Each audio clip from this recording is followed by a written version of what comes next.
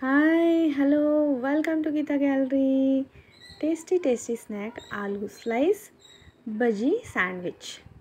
Aloo slice bajji పెట్టి sandwich ఎలా చేసుకోవాలో టేస్టీగా డిఫరెంట్ వెరైటీగా చూపిస్తున్నాను.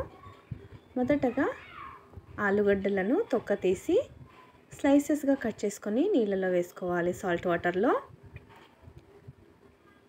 ఎంత నైస్గా కట్ చేసుకుంటామో ఎంత స్లైస్ సన్నగా ఉంటుందో అంత బాగా ఉంటుంది. సన్నగా కట్ చేసుకొని నీళ్ళలో వేసుకోండి. చాలా థిన్గా ఉంటే చాలా బాగుంటుంది. బజ్జీలు మనం సాధారణంగా ఇంట్లో రొటీన్గా వేసుకుంటూనే ఉంటాము. బట్ వెరైటీగా మనం శాండ్విచ్ చేసుకొని బజ్జీలు అందులో పెట్టి స్టఫ్ చేసి తింటే ఎంతో టేస్టీగా ఉంటుంది. పిల్లలు కూడా పెద్దలు కూడా ఇష్టంగా తింటారు. సో దీనికి కావాల్సిన ఐటమ్స్ను ప్రిపేర్ చేసుకుందాము. కొబ్బరి కారము, పుదీనా లేకపోతే కొత్తిమీర చట్నీ చేసి పెట్టుకోవాలి. కొబ్బరి కారానికి కొబ్బరి, ఉప్పు, జీలకర్ర, కొద్దిగా కరివేపాకు, ఎండు కారము అన్నీ వేసి గ్రైండ్ చేసి పెట్టుకోవాలి. కొబ్బరి కారం రెడీ అయిపోయింది. పుదీనా చట్నీకి పుదీనా, పచ్చిమిర్చి, కొద్దిగా పల్లీల పొడి, వేయించిన పల్లీల పొడి వేసి మొత్తం అంతా ఫ్రై చేసుకొని పేస్ట్ చేసి పెట్టుకోవాలి. కొద్దిగా పసుపు వేసి ఒక బౌల్లో శనగపిండి, 1 స్పూన్ బియ్యం పిండి, తగినంత ఉప్పు,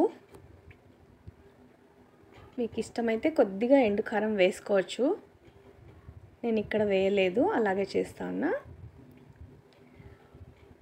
పిండిని కొద్దిగా జారుడుగా కలుపుకొని దాంట్లో డిప్ చేసి కాగిన నూనెలో వేసి డీప్ ఫ్రై చేసుకోవాలి ఆలూ బజ్జీలను.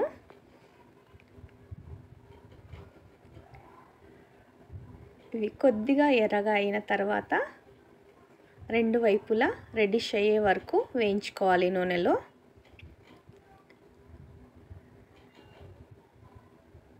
ఇలా వేయించిన బజ్జీలను ఒక ప్లేట్లో తీసుకోండి.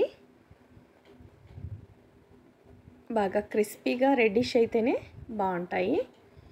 ఒక ప్లేట్లో బ్రెడ్ సైజ్లని అమర్చుకొని ఒకదానికి కొబ్బరి కారం, మరొక దానికి పుదీనా చట్నీ అప్లై చేసుకొని ఈ బజ్జీలను సెంటర్లో స్టఫ్ చేసి దాని మీద పుదీనా చట్నీ స్ప్రెడ్ చేసిన బ్రెడ్ను పైన పెట్టుకోవాలి. పైన అమర్చి చిల్లీ ఫ్రై టమాటో సాస్తో సర్వ్ చేయండి. ఈ కాంబినేషన్ చాలానే టేస్టీగా ఉంటుంది. Try once.